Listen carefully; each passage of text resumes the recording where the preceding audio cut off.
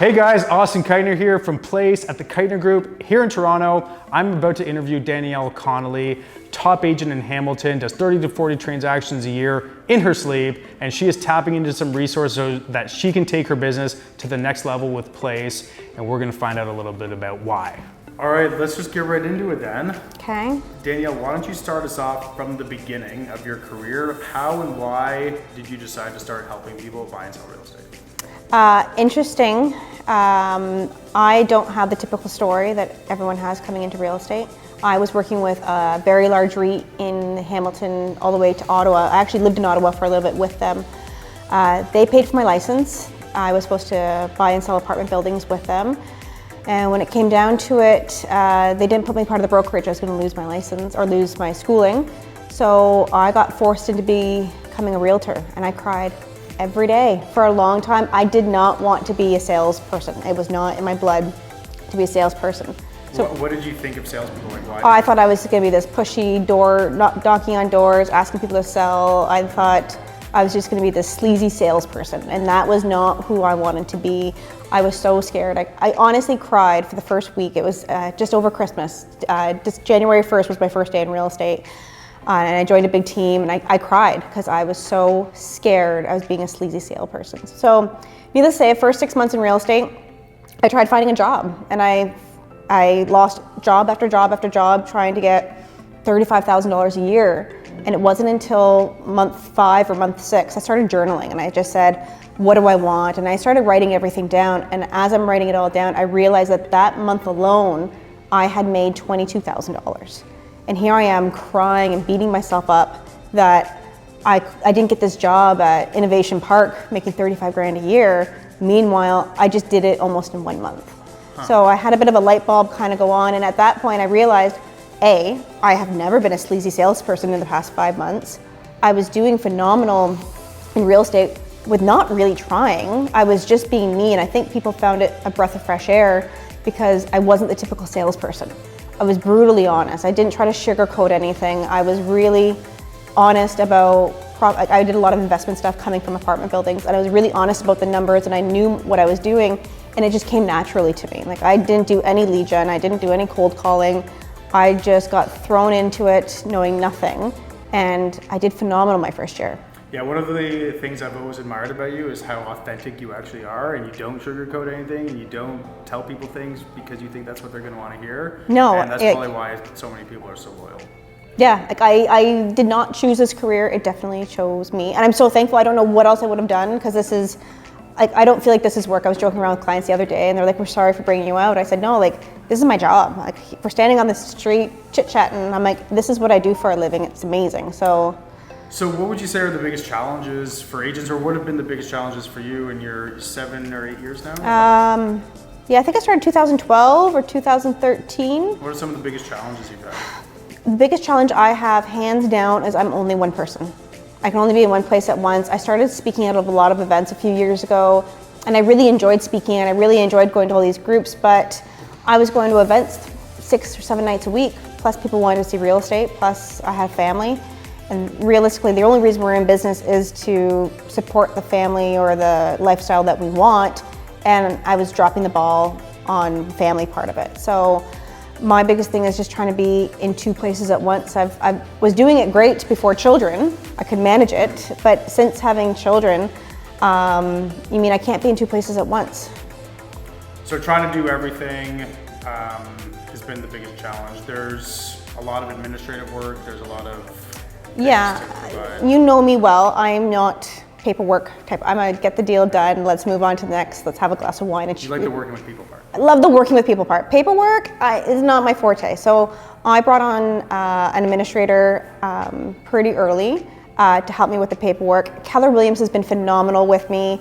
They, at the beginning, were doing a lot of it for me. On an average year, I do anywhere from 40 to 60 transactions. And on the years that I was doing the higher transactions, Keller Williams really kind of helped me out with some of the paperwork as well. Like, they would, you know, really let it slide a little bit. But if it wasn't for paperwork, I'd be laughing. So you've been able to do 30, 40 transactions on your own and help 30, 40 people buy, sell, and invest. I know you do a lot of investing. Yep. How many do you think you'll be able to do with the right partnerships, with the right resources and the right tools? Easily double, if not triple. Like, In what kind of time period are you aiming to do that? within 1 year, so my typical is from say 35 to 50 transactions is a typical year for me, and I found every year I've hit my lid. There's a certain amount that I can do every year, and I've never been able to get past that. So I'm realizing by partnering up with someone who's bigger than me, I'm going to be able to break through that ceiling. I think by having Places Inc. behind me, I'm going to be able to probably triple my business within 1 year, because all of the heartache is going to be taken away from me. So what kind of resources or what kind of additional services do you think, or what benefit will your clients have through your partnership with Place, do you think? So it was funny, when we first met, I was like, this guy's not offering anything that I'm not offering. And I was like, I'll meet with him because I like Austin, we're good friends. I just want to go out to Toronto to come see you. But it wasn't until you started showing me everything that I was like, I knew I was giving good service to my customers, but after seeing what you guys provide, it was like going to the Ritz-Carlton. It was like above and beyond what I could expect. And I said, well, and my first thought was, well, I'm not gonna have time to do any of that. Like there's so many checklists and there's so much, I won't have time to do any of that. But when you told me there was people in the background doing it, I was blown away, because I'm like, if all that's done for me and I don't have to worry about any of that, my business will triple. Yeah, because you're the kind of person, like, and you do well because you have a strong sense of fiduciary to your clients. So you were probably doing all those things, but doing it at scale or doing it with people who are specialized in those roles probably made you feel limited in terms of how many people you could take on and help. Yeah, you gotta think, like, I work from, say, Hamilton to Niagara Falls. There's an hour drive between the two. I can't be in Burlington and Niagara. I can't do it all in one day. But after seeing how the technology and what you guys have backing you, it was a no-brainer for me. So the next year or so, you could see a double or tripling, and that's happened with many Place teams. Where do you see your business in the next 3 to 5 years? 3 to 5 years, I would love to get to a point where we have a team of 10. My goal is to get to the 2.5 in GCI for the team. I would love to be the top team in Hamilton. I think that would be a top goal. I've been able to do top 5% of agents by myself with no help, with 3 children at home. So to have Place behind me, there's no reason why I wouldn't be in the top 1%. Yeah. So ultimately, what are some of your goals? Where do you see yourself down the line? What are you ultimately working towards? Freedom. What does that look like to you? So my goal in life is freedom. People always laugh at me. They're like, your goal is freedom, but all you do is work. My goal is to have something big enough that essentially it will run itself. I would love to have a team behind me that are just as successful as I am and can possibly even do the work better than I can. So we can have something that's really thriving, that if I decide I want to go on vacation for a month, I can. That's like Ben. He realized that he had freedom. He still loves work, Yep. he still loves building the business, and he's got his heart and soul in this. But he turned right one summer. If you listen to his podcast, he Yep. talks a lot about what he did. But he knew that he had that type of freedom because he could go away for 2 months on an impromptu road trip, and his businesses not only survive but thrive. That'd be so cool. Yeah, a goal of mine would be to, like, my boys come home one day and say, Mommy, we want to learn about dinosaurs. And I say, okay, let's jump on a plane and go see the dinosaurs. Or they ask me, what do the pyramids look like? And I say, you know what? Let's go jump on an airplane. Let's go check out the pyramids. That's where I want to be in my life, where I can have the freedom with my children and not have to be on my phone constantly. I would love to be able to get to the point where I can work certain hours and have a team supporting me behind me that will allow me to have time with my family. To do what you want, when you want. What I want, yeah, exactly, the freedom part of it. So I know it's going to be a lot of work over the next 3 to 5 years, but I know come year 5, I will have the freedom of, if I want to go and take my kids to Tokyo, Japan, Disney, I can do it. And that 3 to 5 year journey is so much more fun with other people. One of the biggest problems in this business is that it's lonely, especially as leaders. As we grow a team, we're in it on our own. Like, the team doesn't understand our struggles and the things that we're going through, and there's not many people around that you have that support network. No, I have been so lonely the past couple of years. Everyone's like, well, you're surrounded by people, and I said, I know, but not everyone understands what you're talking about. And when you lose a contract, or when you work so hard, or something happens, a home inspection, People don't understand it unless they're in the business. And then when you have a team that's with you, that's going to support you, you're never going to be lonely. What are something I should have asked that we didn't cover that I didn't ask? People might ask why I'm joining a team and why I'm doing an expansion team. I do extremely well on my own. And my dad, every morning, he tells me, have you joined the team yet? I said, no, Dad, I haven't done it yet. It's November 1st, Dad, November 1st. Okay, well, are you sure you want to do it? I'm like, yeah, Dad, this is what I want to do. He's like, but you do really good on your own. Are you sure you want to do this? And I was like, yeah, Dad, this is. He's like, well, talk to me here. And I said, well, Dad, this is not about money. This is not about me making more money or making less money. I go, this is about me growing. I have been hitting the same numbers year after year, and it's getting repetitive. I have an opportunity for growth and to be something more. I go, if I'm gonna plateau at 36 years old, the rest of my life's gonna be pretty boring. I go, so I said, by joining this team, I'm gonna expand. It's gonna open so many doors for me. I'm gonna be able to grow and be someone, in 5 years from now, I'm gonna be a different person than what I came in at. Same as when I got into real estate. I remember crying when I got into real estate, being like, oh my God, don't make me do this. Please don't make me do this. And all of a sudden I had a growth opportunity because it was painful. I know going into this, it's going to be painful. Like I have little check marks on my calendar, not going down to November 1st, because I know November 1st is going to be painful, but I need to grow. I can't cap out at 36 years old.